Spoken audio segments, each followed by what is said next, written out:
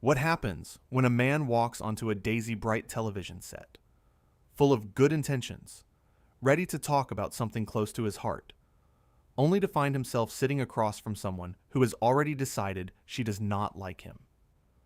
What happens when the cameras are rolling, the audience is watching, and the woman with the microphone starts saying things that make your jaw drop? What happens when a simple chat show visit turns into something nobody in that studio could have predicted? In just 49 seconds of one particular exchange, Denise Welch would say something so cutting, so unnecessary, and so deeply personal that Nick Knowles would have no choice but to do the one thing that daytime television almost never sees. He would get up and walk out. But before we get to that moment, we need to go back to the very beginning. Because this story does not start with a fight. It starts with a man who thought he was just coming in for a friendly conversation. Nick Knowles had been booked to appear on Loose Women. That in itself was not unusual. The show had been running for years, bringing in guests from all walks of life, sitting them down on that famous panel sofa, and putting questions to them in front of a live studio audience. The format was simple. 4 women on the panel, 1 guest in the hot seat, and a conversation that was supposed to feel warm and entertaining. Nick was known to millions of people across Britain. He had spent years presenting shows about building and renovation, most famously fronting a program where teams of volunteers worked together to transform the homes of people who were struggling. See, he was the kind of man who people felt they knew. Approachable, genuine. Someone who wore his heart on his sleeve and was not ashamed of it. He walked into the studio that day looking relaxed. He was dressed simply. He smiled at the audience as he came through. He took his seat across from the panel and settled in, crossing one leg over the other and leaning back slightly, the way a person does when they feel comfortable and have nothing to hide. The 4 women on the panel that day were Denise Welch, Andrea McLean, Nadia Sawalha, and Kay Adams. Each of them had their own style. Andrea tended to be warm and gentle in her questioning. Nadia could be playful and funny. Kay was direct but fair. And Denise. Well, Denise Welch was a different proposition entirely. Denise had a reputation. She was not afraid to say what she thought. She had strong opinions, and she shared them freely. Sometimes that made for brilliant television. Sometimes it made for something else entirely. Nick did not know yet which version of Denise he was going to get that day. Andrea opened the conversation with a smile. The audience had given Nick a warm welcome when he walked out, the kind of natural, genuine applause that cannot be faked or manufactured. People actually liked him. You could feel it in the room. "Nick, it is so lovely to have you here. You have been absolutely everywhere lately, and we just wanted to sit down and have a proper chat with you." Nick smiled back. "Thank you. It is great to be here. I always enjoy coming on the show. You lot always make me feel very welcome." There was light laughter from the audience. The atmosphere was easy, comfortable. Exactly what you would expect from the first 30 seconds of a daytime chat show appearance. The kind of thing that feels so natural and unremarkable that you would never guess, sitting at home watching it, that the whole thing was about to come apart at the seams. Kay leaned forward slightly and picked up her notes. "So Nick, you have been doing some really interesting work lately. Tell us what has been keeping you busy." Nick nodded.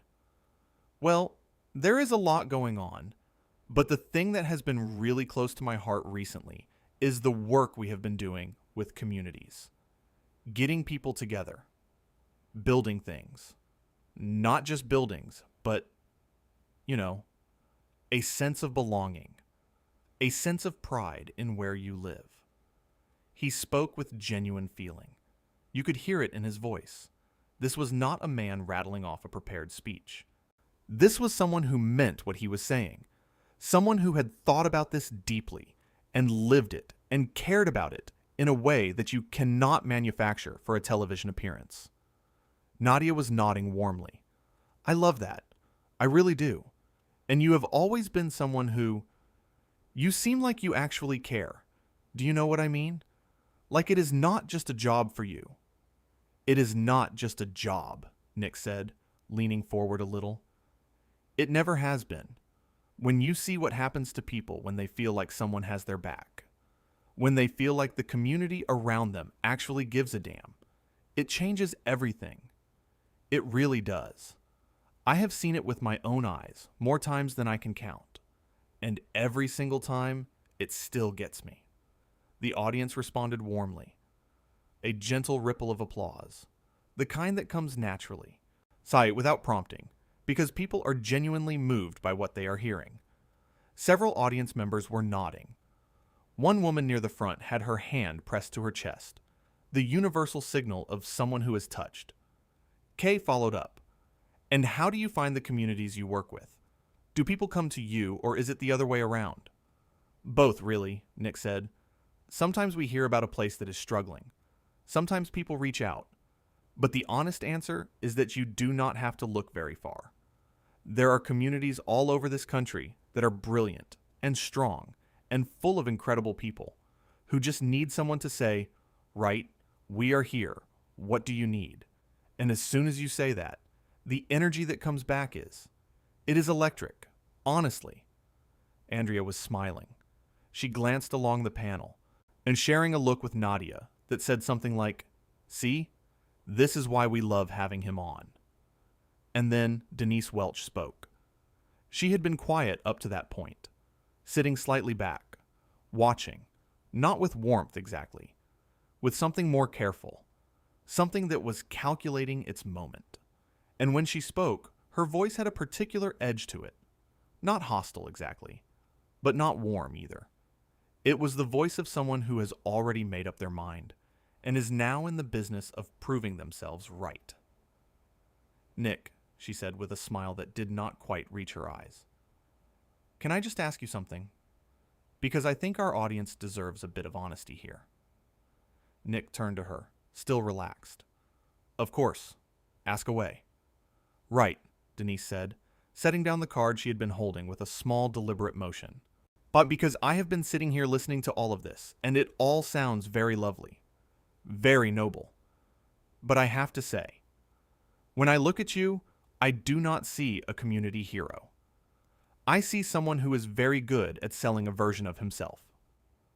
The studio went quiet, not completely silent, but the easy warmth that had been in the room a moment before was gone, just like that, replaced by something tense and uncertain, the kind of atmosphere that settles on a room when something unexpected has happened and nobody yet knows how to respond to it.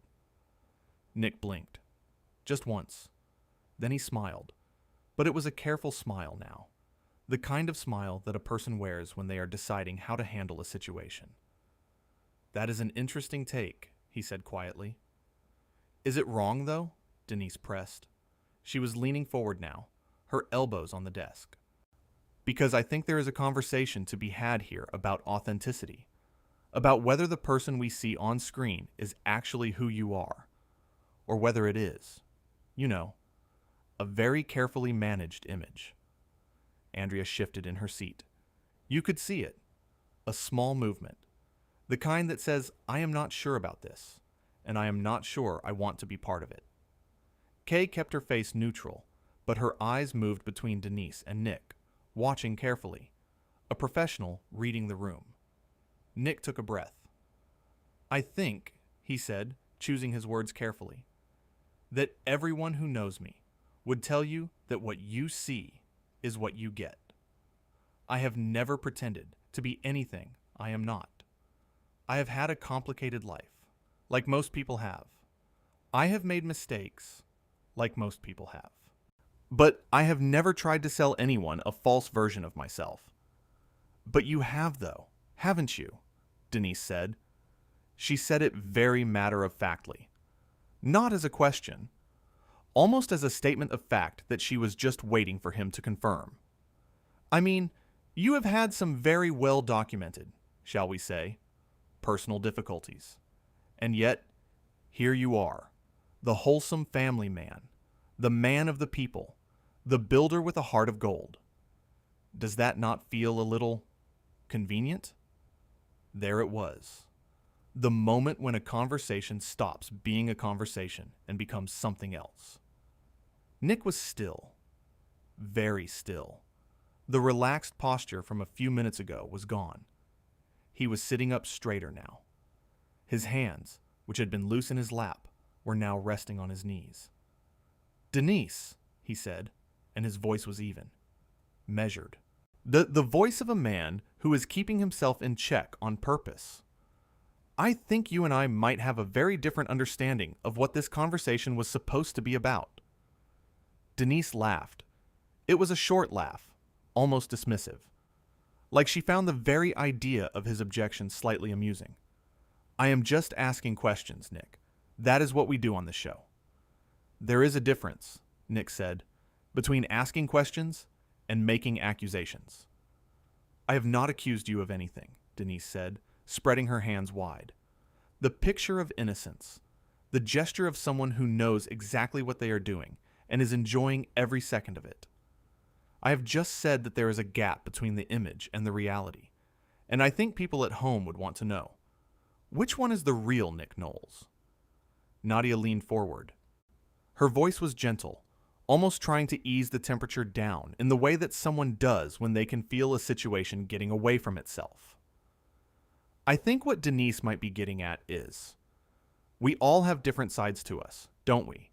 And I think what viewers love about you is that you do seem very real." It was a kind attempt to redirect, a diplomatic move, a way of offering Nick a different version of the question that he could actually answer without the whole thing spiraling further. But Denise was not done. "No, Nadia, I am going to push on this, because I think it matters." She turned back to Nick. She was not smiling now. "You talk about community and caring and all of that. But what about your personal life? What about the way you have treated the people closest to you? Because that tells you more about a person than any television show ever could." Nick looked at her directly. His jaw was tight. Just slightly. A small tell. The only outward sign of what was clearly happening beneath the surface. "My personal life," he said very quietly, "is my personal life." "But you use your personal life," Denise said, her voice rising just a little. Not shouting. Not quite. But gaining a kind of momentum. "You talk about your son. You talk about your family. You use those things to build this image of yourself. So if you are going to bring your personal life into your public persona, you cannot then say it is off limits when someone wants to examine it a bit more closely. You cannot have it both ways." The audience was very quiet now. Andrea McLean looked genuinely uncomfortable. Not just professionally uncomfortable, the way a host does when a segment is going off the rails, but personally uncomfortable, the way a person does when they are watching something unfair happen in front of them and are not quite sure what they are allowed to do about it. "I think maybe we should." She hesitated. Kay Adams stepped in, smooth and measured. "Nick, obviously you do not have to respond to anything you do not want to. I want to make that clear." "No, it is all right," Nick said. He was looking at Denise. "I would actually like to respond, because I think what is happening here deserves a proper response." He uncrossed his legs and leaned forward. His elbows went onto his knees, and he clasped his hands together. It was a posture that said, "I am taking this seriously, and I expect you to as well." "Denise," he said, "I came here today to talk about work I am proud of. Work that has genuinely helped people. Real people. People whose lives are better than they were. I did not come here to defend my character to someone who has decided, before I even sat down, that I am not a good person. And I think, if you are honest with yourself, you will know that what you are doing right now has nothing to do with journalism or holding people accountable. It has to do with something else entirely." Denise's eyebrows went up. "Is that right?" "I think it is," Nick said. "I think you came in today ready to pick a fight, and I am not going to give you one." There was a beat of silence. And then Denise did something that nobody on that panel and nobody in that audience was expecting. She laughed, properly laughed, not a polite laugh, not a nervous laugh, but a loud, full laugh that carried around the studio. The kind of laugh that is meant to diminish, to reduce the thing that has just been said, to make the person who said it feel small. "Oh, that is brilliant," she said. "That is absolutely brilliant. You know what that is? That is someone who has just been caught out, getting defensive." Nick stared at her. "I beg your pardon?" he said. "You heard me," Denise said, still smiling. The smile was back now. The one that does not reach the eyes. Getting defensive is not the same as being honest, and I think the audience can see the difference. Andrea put her hand out, physically, towards Denise. "Denise, come on." "No, Andrea, I am serious," Denise said, and her voice had a quality to it now that was almost righteous. Like she genuinely believed she was doing something important. Something that needed to be done. I think this is exactly the kind of conversation that needs to happen. Because we have too many people on television who are given a free pass just because they are likable. And I am not going to sit here and give Nick Knowles a free pass just because people like him. Nick was quiet for a moment. A long moment. The kind of moment where you can almost see a person deciding something inside themselves. Then he spoke. "Okay," he said. "Right. Let me tell you something." His voice was different now. Still controlled. But there was something beneath it. Something restrained and real. Something that had been calm and patient for a long time and was now making a very deliberate decision about what happened next. "I have sat here and listened to you suggest that I am not who I say I am. I have listened to you suggest that my personal life somehow makes me a fraud. I have listened to you laugh at me when I tried to say something reasonable. And I have genuinely tried, to engage with all of that in good faith. But I think we have reached the end of what I am able to do in good faith here." "Oh, here we go," Denise said, waving her hand slightly. The gesture of someone performing exasperation. "This is where he storms off." Nick looked at her. "I'm not storming anywhere," he said quietly. "I just think there is no point in continuing a conversation with someone who is not actually interested in having one." Denise leaned back in her chair and crossed her arms. It was a power move, a physical way of saying, "I am not going anywhere, and I am not backing down. I am very interested in having a conversation. I have been trying to have one for the last 10 minutes. You are the one who keeps deflecting." "Deflecting?" Nick said. He sounded genuinely surprised. The words seemed to catch him off guard in a way that the earlier comments had not. "Denise, you have called me inauthentic. You have implied I am a bad father. You have suggested my whole public career is a con. And you are saying I am deflecting?" "I did not say you were a bad father," Denise said quickly. For the first time, something defensive flickered in her expression. "You said what I do in my personal life makes me a fraud," Nick said. Calm, clear. "What else are you referring to?" Denise opened her mouth and then closed it again. It was a small moment. Very small. Barely 2 seconds long. But the whole studio caught it. That half second where Denise Welch did not have an immediate answer. That tiny gap in the armor. The first sign that the ground beneath her was not as solid as she had thought it was when she started down this road. Nadia jumped in immediately. Her voice was warm and genuine. "Nick, I just want to say, for what it is worth, I think you have been incredibly gracious here. I really do." "Thank you, Nadia," Nick said. He was still looking at Denise.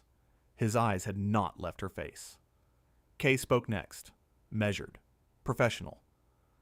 "I think we have, probably. We should maybe take a little moment here."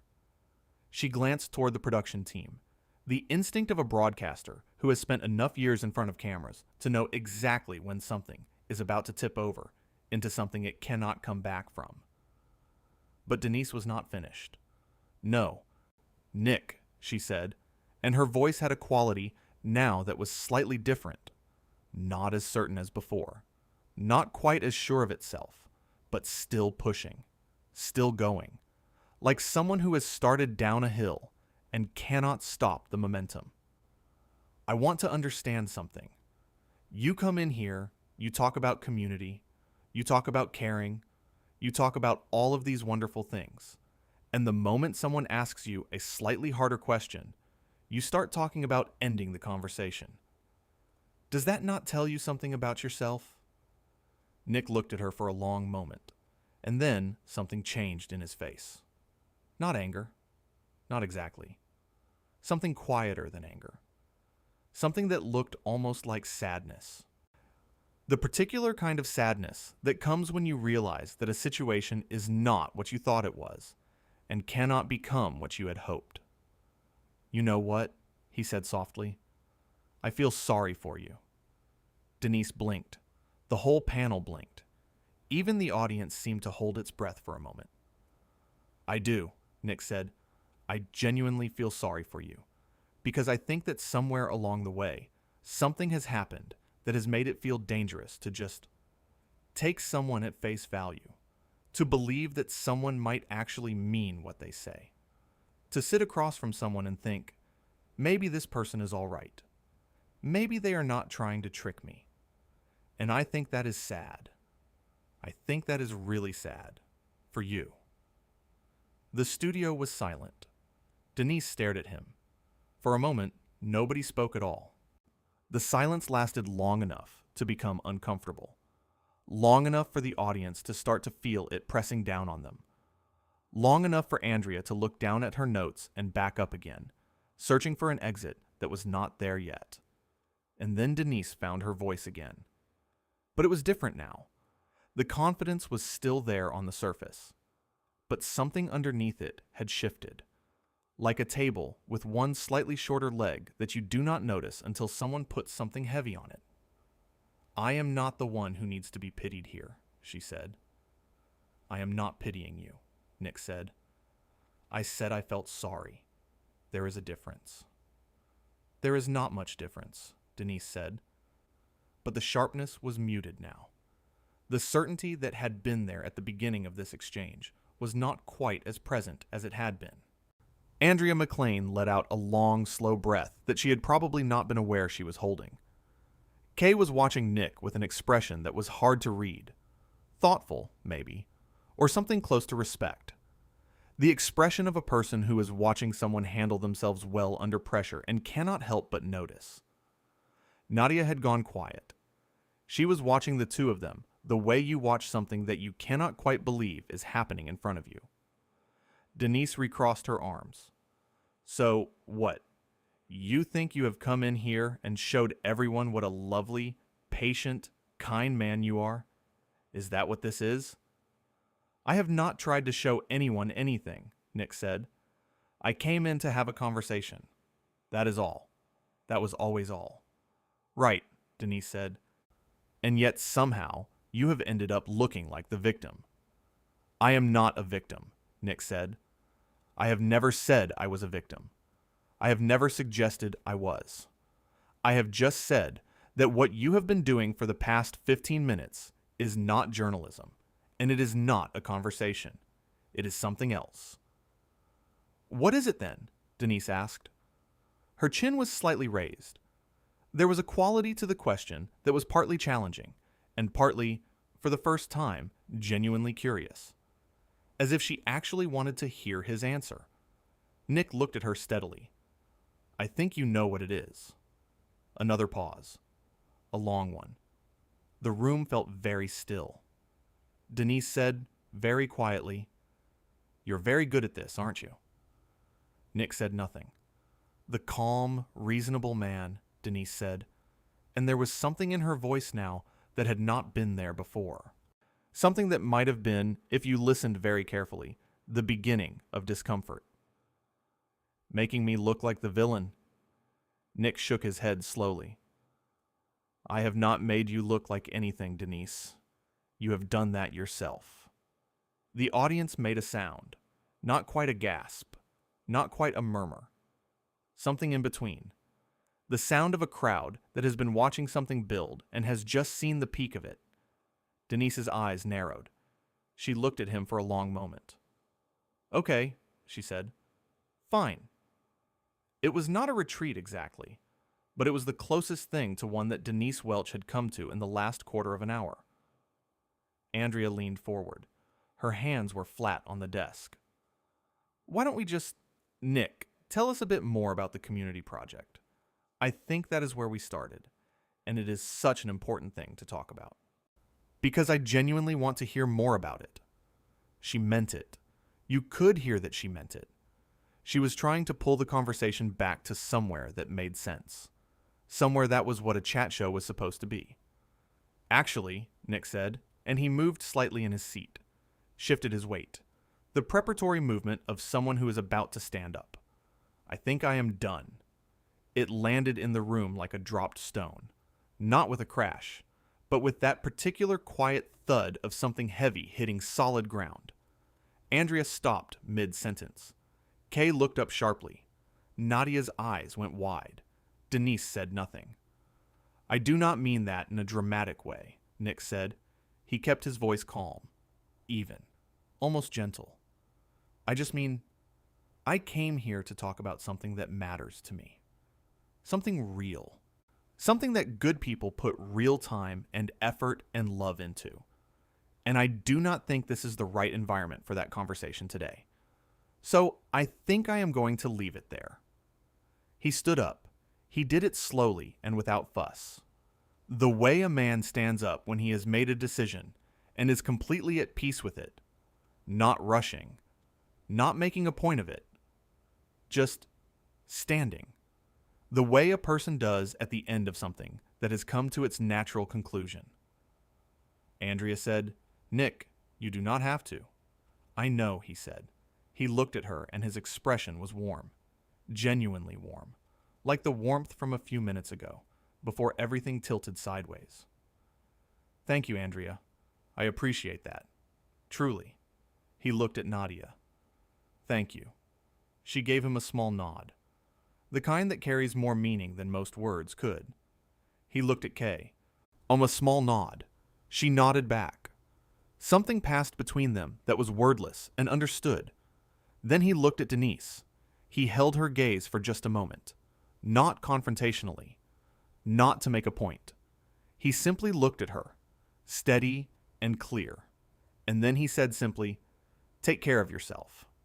And he turned and walked off the set. The audience made a sound. It was not booing.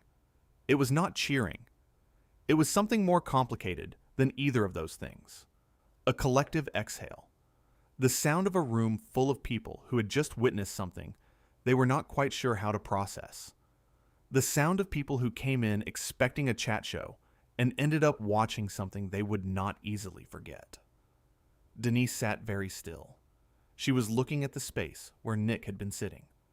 The empty chair. The slight indentation where he had been.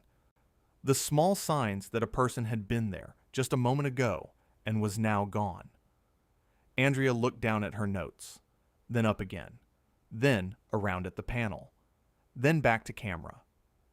And she said, with the professionalism of someone who has been in television long enough to know that the show must go on, no matter what, "Well, we are going to take a short break." And the cameras cut away. But not before the audience at home had seen something that would be talked about for a very long time.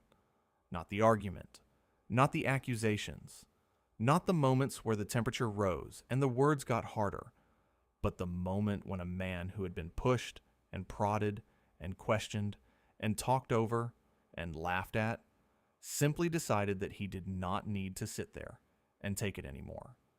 He did not shout. He did not swear. He did not make a scene.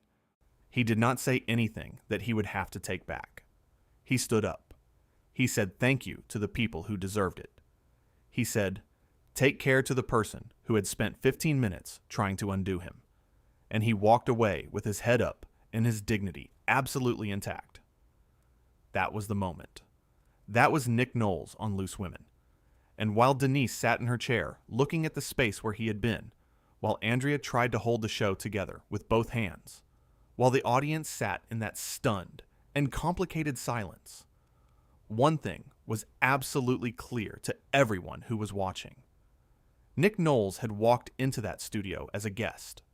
He had walked out as something more than that.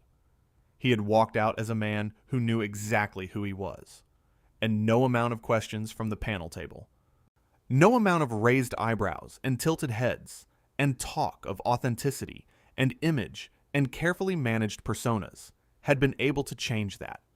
Not even close. The set was quieter without him. Somehow, it felt smaller too. Like something had been taken out of it when he left that was not just one person in a chair, but something harder to name. Something like a certain kind of warmth, a certain kind of steadiness. Denise reached for her water glass. She picked it up. She put it down again, without drinking from it. Andrea began speaking to camera, her voice steady and professional. The words came. The broadcast continued. The show went on. That is what television does. It always goes on. But everyone in that room, and everyone watching at home, was still thinking about the man who had just left, about the way he had spoken, the way he had listened, the way he had not risen to the bait that was being dangled in front of him with increasing desperation, the way he had stayed, for as long as he could, in a conversation that had stopped being a conversation long before he finally decided to end it, and about the 49 seconds that had started everything, that one moment, that one exchange, that one comment from Denise Welch that had changed the temperature of the whole room in less time than it takes to boil a kettle. It had come so quickly, so casually, like she had not even thought about it, like she had simply opened her mouth and let the words fall out, not thinking about where they might land or what they might do when they got there. But words always land somewhere. They always arrive. They always do something when they do. Sometimes they bring warmth. Sometimes they bring laughter. Sometimes they build something between two people that was not there before. And sometimes they tear something down. These ones had torn something down. They had landed right in the middle of a conversation that could have been something good, something warm, something worth watching for all the right reasons, something that would have left people feeling better than when they sat down, something that a man had come a long way to have, about work he believed in, about people he had tried to help. Instead, they had turned it into this thing that the audience would be talking about on the bus home, this thing that would be replayed and discussed and argued over. In this moment where a chat show stopped being entertainment and became something raw and harder to look at and impossible to look away from. And through it all, Nick Knowles had been exactly what he always said he was. Just himself, not performing, not deflecting, not spinning or managing or carefully curating anything for anyone. Just a man sitting in a chair, trying to have a real conversation, doing his best to stay calm when someone was doing their level best to rattle him. That's not easy to do on television. Under the lights, with the cameras on you, with an audience watching, with 4 people across the table, and one of them intent on making this as difficult as possible. That is not easy at all. But he did it. And when he finally stood up and walked away, he did that well too. With grace, with quiet dignity, without making it a performance, without turning his exit into a point he was making, with the kind of self-possession that cannot be faked or rehearsed, the kind that comes from somewhere deeper than preparation. Some people are born knowing who they are. Others spend their whole lives trying to find out. And some people, it seems, would rather spend their time sitting across from those people and trying to convince them that they do not actually know themselves at all. That the version of themselves they present to the world is just that, a version, a production, a carefully maintained illusion. That, in the end, is what happened on that stage. That is what this whole thing was really about. Not community projects or television personas or personal lives or authenticity or any of the specific words that were used. It was about something much simpler than any of that. One person who was comfortable in their own skin, and one person who, for whatever reason, on that particular day, in that particular room, could not stand to let that go unchallenged. Nick Knowles walked into that studio. He sat down. He tried. And then he stood up. And that, as it turns out, was more than enough.